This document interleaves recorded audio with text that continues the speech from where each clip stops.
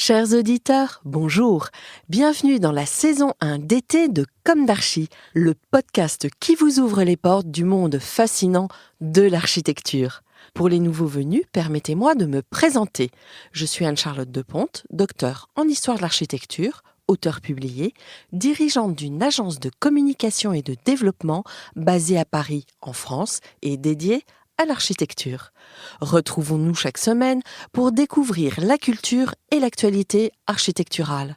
Pour cela, nous interviewons des spécialistes, nous abordons des thèmes différents et nous apprenons à regarder les projets dans leur diversité et leur contexte.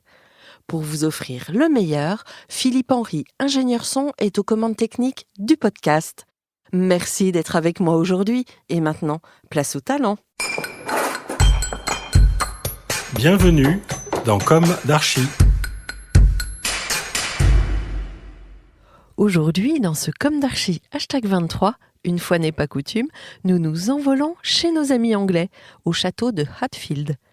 Situé au nord de Londres, dans un grand parc, The Great Park, à proximité de la ville de Hatfield, dans le Hertfordshire en Angleterre, cette maison jacobéenne fut construite entre 1607 et 1611 par Robert Cecil, premier comte de Salisbury et ministre en chef du roi Jacques Ier d'Angleterre, et est restée jusqu'à ce jour la maison de la famille Cecil, comte de Salisbury. Pourquoi s'intéresser à une telle demeure ? Eh bien, saviez-vous qu'elle a servi de décor dans de nombreux films, argument qui pourrait à lui seul justifier de mon choix. Mais pour moi, elle est le démonstrateur de toute autre chose. Elle donne à voir de grandes fenêtres et démontre que le mur en maçonnerie, contrairement aux idées reçues, ne protège pas davantage du froid. Au contraire, l'inertie thermique de la maçonnerie est plus apte à protéger du soleil, d'où les murs de pierre d'incroyable épaisseur en Sicile. A contrario, les grandes demeures anglaises ont souvent de grandes baies déclinées en bow windows et des murs en briques. Les constructeurs anglais ont compris qu'une architecture à moindre inertie thermique était plus rapide à chauffer. L'architecte principal de la Hatfield House est Robert Clemange, mais Simon Basil, le géomètre des œuvres du roi, et Inigo Jones contribuèrent également à la conception. Voici ce que l'on peut lire au sujet de cette demeure dans une édition de 1948 de A History of Architecture on the Comparative Method de Sir Bannister Fletcher, sachant que la première édition de cet ouvrage remonte à 1896, étonnant. La Hatfield House occupe une place prépondérante parmi les nombreuses nobles demeures de cette période, en présentant les caractéristiques et une conception appropriée pour le programme d'une demeure de campagne destinée à la noblesse. La maison a un plan en forme de E, avec une salle centrale et des ailes symétriques en projection, et est mise en valeur par des jardins formels conçus avec le même soin que celui apporté à la maison elle-même.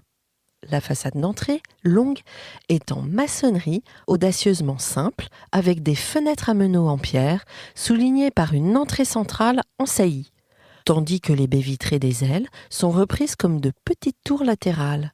Le bâtiment s'achève par un toit plat et une balustrade, et est dominé par une tourelle d'horloge centrale. La façade sud est beaucoup plus ornée, avec des ordres doriques, ioniques et corinthiens superposés pour former une pièce centrale, flanquée d'un étage à arcade, de fenêtres à meneaux et d'un parapet ajouré. La salle à 2 étages, avec ses fenêtres à meneaux, sa galerie des ménestrels et son plafond à caissons, est un développement renaissance de la salle médiévale, comprenant une galerie de liaison inhabituelle. La longue galerie, la chapelle, le grand escalier et les suites de pièces privées contribuent tous à l'homogénéité de cette demeure jacobéenne et font honneur à son architecte Robert Clemange, qui a également conçu Blinking Hall. Savez-vous à quoi correspond l'architecture jacobéenne ? Il s'agit du nom donné à la deuxième phase de l'architecture de la Renaissance en Angleterre, succédant au modèle élisabétain. Elle est baptisée du nom de Jacques Ier, roi d'Angleterre de 1603 à 1625. Et finalement, à quel film la belle demeure servit-elle de décor ? Oh, ils sont tellement nombreux que nous ne les citerons pas tous.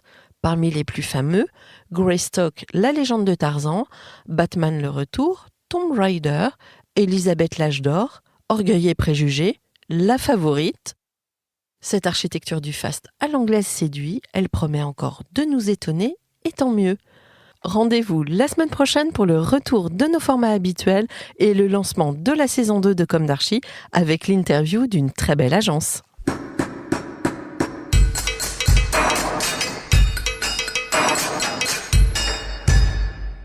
Chers auditeurs, merci pour votre écoute. N'oubliez pas de retrouver nos sujets en avant-première sur Instagram à l'adresse Comme d'Archi Podcast. Si vous aimez ce podcast, favorisez sa diffusion en lui donnant 5 étoiles sur Apple Podcast, plus un petit commentaire ou sur votre plateforme de podcast favorite. Et surtout, abonnez-vous pour écouter tous nos épisodes gratuitement. À bientôt et d'ici là, prenez soin de vous.